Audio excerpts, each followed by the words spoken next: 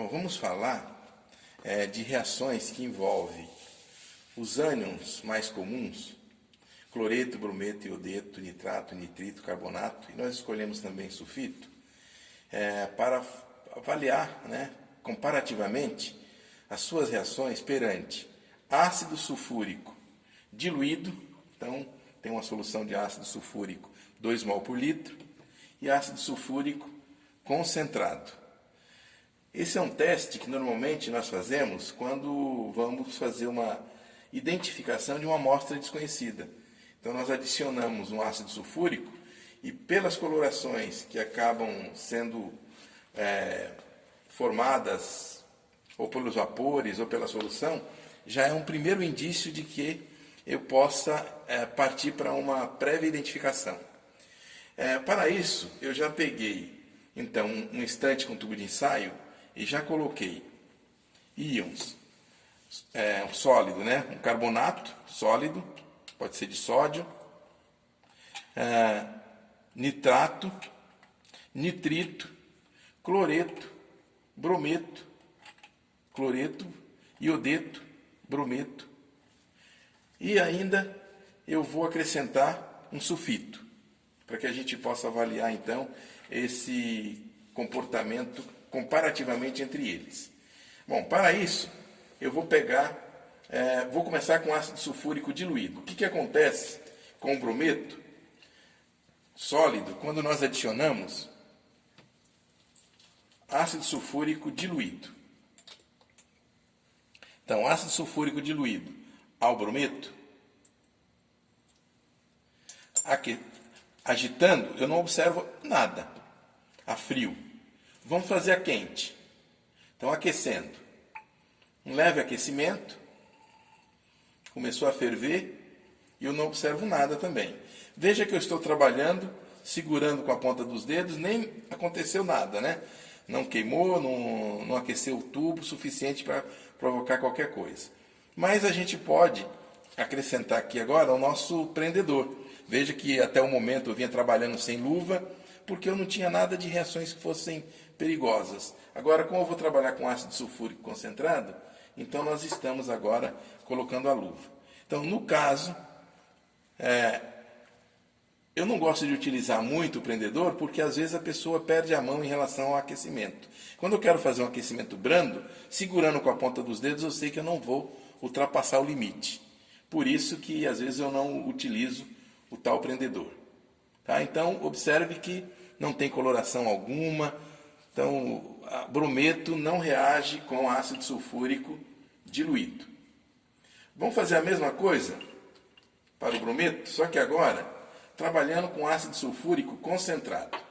Então, vou adicionar 2, 3 gotinhas do ácido sulfúrico concentrado a este sólido e vamos ver o que acontece. Tá? Como nós vamos ter liberação de gás, vamos trabalhar com a capela ligada. O grande problema é que você tem um deslocamento da chama. Então, sulfúrico concentrado. Algumas gotas.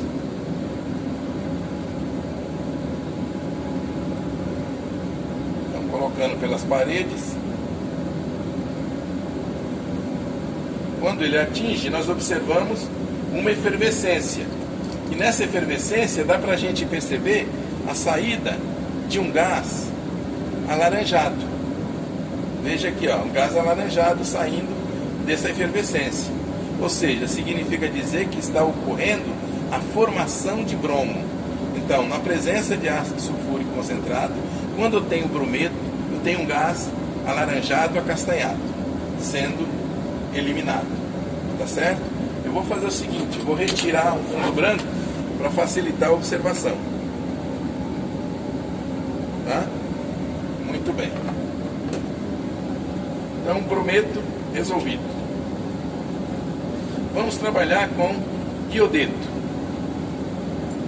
Iodeto na presença de ácido sulfúrico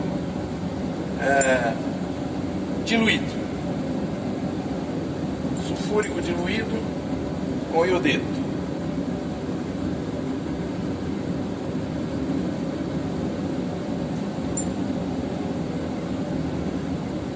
Veja que, como eu tenho uma quantidade grande de iodeto, ocorreu a formação de uma solução amarelada. Isso aqui é característico da formação de iodo. Vamos verificar se aquecendo, se o vapor que sai é violeta. Então, com isso, dá para vocês perceberem a saída de um vapor violeta. Tá certo? Então, às vezes, olhando pela boca do tubo, fica mais fácil perceber. Então, formou iodo com ácido sulfúrico diluído. Vamos pegar agora o concentrado. Com ácido sulfúrico concentrado, o iodeto, gotinha de sulfúrico,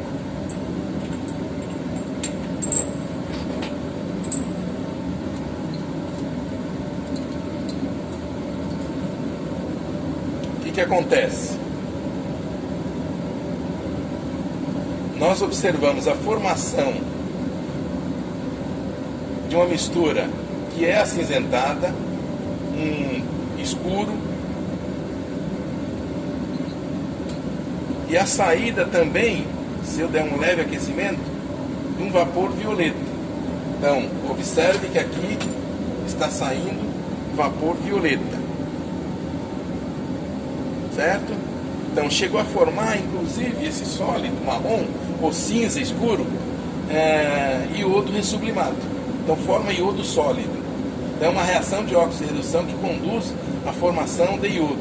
Claro que esse enxofre do ácido sulfúrico está sendo levado até H2S. Ou seja, não dá para a gente sentir o cheiro diretamente, mas certamente ele acaba formando H2S. Vamos pegar cloreto. Cloreto, na presença de ácido sulfúrico diluído.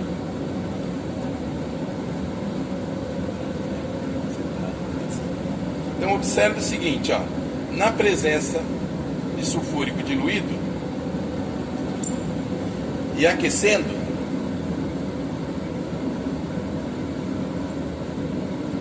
nós não observamos também nada. Aquecido, não tem vapor saindo, ou seja, não reage com sulfúrico diluído. Vamos pegar o cloreto com ácido sulfúrico concentrado.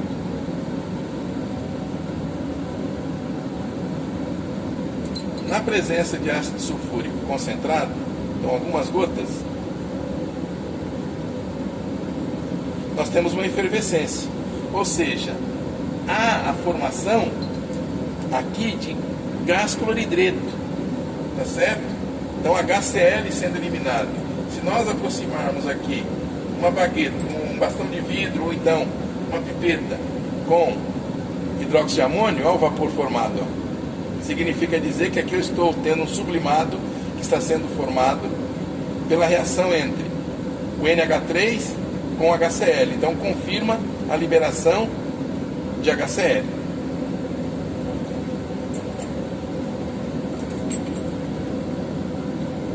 Vamos para nitrito. Nitrito na presença de ácido sulfúrico diluído. Na presença de sulfúrico diluído, veja que nós temos aí a liberação, uma efervescência com liberação de um gás acastanhado. A solução chega a ficar azul, porque na realidade o que ocorre é a formação de ácido nitroso, HNO2, que é azul. E aí na liberação ou na decomposição do ácido nitroso, formando o anidrido correspondente, que é N2O3, e aí eu tenho a liberação de NO mais NO2. Então embaixo é mais claro e em cima mais escuro, porque NO vai se combinando com oxigênio e vai formando NO2, mas eu já tenho a liberação desde baixo de NO e NO2. Claro que se aconteceu a reação com sulfúrico diluído, obviamente que com sulfúrico concentrado vai acontecer mais facilmente ainda. Então com sulfúrico concentrado, gotinhas chegou o contato, grande quantidade de NO e NO2 sendo eliminado, e aí uma efervescência muito grande que ocorre. Então, observe que nem sempre eu preciso fazer o aquecimento. No caso do nitrito, a reação foi tão sensível, né, que ocorreu, a reação foi tão rápida, que eu não precisei nem aquecer com diluído e nem com concentrado. Vamos pegar nitrato. Então, nitrato com ácido sulfúrico diluído. Não observo nada frio. Vamos aquecer. Então, já que não ocorre nada frio,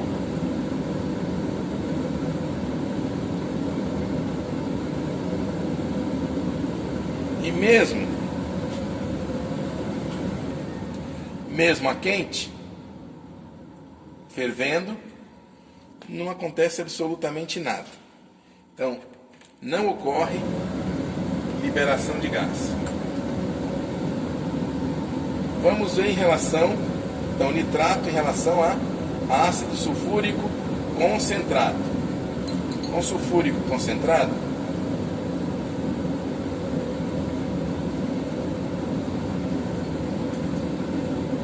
então, de imediato, não ocorre efervescência, não observamos nada por enquanto. Vamos fazer o seguinte, vamos aquecer. Aquecendo nitrato, aí a reação começa a ocorrer. Começa a ocorrer uma reação, tem efervescência e dá para a gente perceber a liberação de um gás acastanhado. Ou seja, formando N2O5, que é o anidrido correspondente, que se decompõe, liberando NO2 e oxigênio. Então a reação ocorre com sulfúrico concentrado. No caso do permanganato, do carbonato. Carbonato, na presença do diluído, nós já observamos efervescência. Então a reação ocorre, obviamente, porque há a formação do H2CO3 que se decompõe liberando CO2 e água. Não preciso nem aquecer. Claro que se aconteceu com sulfúrico diluído, mais facilmente vai acontecer com concentrado. Então, se eu adicionar sulfúrico concentrado, gotinha de sulfúrico, a reação ocorre muito mais rapidamente com a liberação de H2CO3, que vai liberar CO2 e água. Então, a efervescência grande que eu observo. E no caso do sulfito, que eu introduzi e não tinha na nossa listinha inicialmente. O sulfito, se eu trabalhar com sulfúrico diluído, eu já vejo uma efervescência, bem pequena, mas eu vejo. Agora, aquecendo facilita, porque há a formação de H2SO3. H2SO3 se decompõe, tá certo? Formando SO2 e água. Se acontece com diluído, obviamente, que com o concentrado, vai ser muito mais facilmente a reação. A ocorrência vai ser muito mais facilitada. Sulfúrico concentrado, olha lá a efervescência já ocorrendo. Quero chamar a atenção de vocês com relação à execução desse teste. Eu até coloquei uma quantidade relativamente grande do sólido no tubo de ensaio. Parecia pequena, mas é até grande. Eu não preciso colocar muita amostra. Uma pequena quantidade é o suficiente para que nós possamos fazer essa observação. E outra coisa, observe que todas as reações nós desenvolvemos dentro de uma capela. Além de eu estar utilizando as luvas, eu também estou utilizando um óculos de segurança, justamente para que eu não tenha surpresas, de repente, com o que possa estar ocorrendo. Eu estou fazendo um aquecimento, tá certo? Então, para evitar eu ter contato dessas substâncias com o meu rosto, o meu olho, é uma prevenção que eu trabalho, então, com os equipamentos de segurança adequados. Então, eu acredito que isso facilita, por exemplo, na hora que nós pegamos uma amostra, adicionamos um ácido sulfúrico concentrado. Se eu observar a liberação de um gás que é acastanhado, pode ser que esteja liberando NO2, ou pode ser que esteja liberando bromo, por exemplo. Pode ter que tenha brometo, pode ser que tenha nitrato, nitrito. Se não acontecer liberação de gás acastanhado, eu já posso estar eliminando pelo menos nitrito e brometo. Para o caso do nitrato, é difícil fazer essa eliminação porque a quantidade de NO2 eliminada é pequena. Se não acontecer liberação de gás colorido algum, mas eu observar a efervescência, então isso pode ser carbonato, pode ser sulfito, pode ser HCl que esteja liberando com sulfúrico concentrado. E se nós observarmos a liberação de um gás violeta e até a formação de um sólido escurecido, como no caso do iodeto que forma iodo, tá certo? E libera um gás violeta, então isso é bem característico. Mas isso mascararia todos os outros. Não dá para dizer que de repente não tenha brometo e iodeto juntos nessa amostra. Que não tenha cloreto, que não tenha nitrito, que não tenha nitrato. Tá? O que eu não posso ter numa amostra juntos é o nitrito com o iodeto. O nitrito e o iodeto, se eu preparar uma amostra dessa forma, na hora da preparação, eles já interagem entre si e eu não teria mais nitrito e iodeto nessa amostra, exceto se eu tiver uma quantidade muito maior de um deles. Tá certo? Então eu acredito que com isso facilita na hora que nós tivermos que fazer uma identificação prévia, uma prova prévia no laboratório, para ter uma ideia do que possa ter na nossa amostra. É o que nós fizemos aqui, uma boa demonstração. Então é isso aí, pessoal.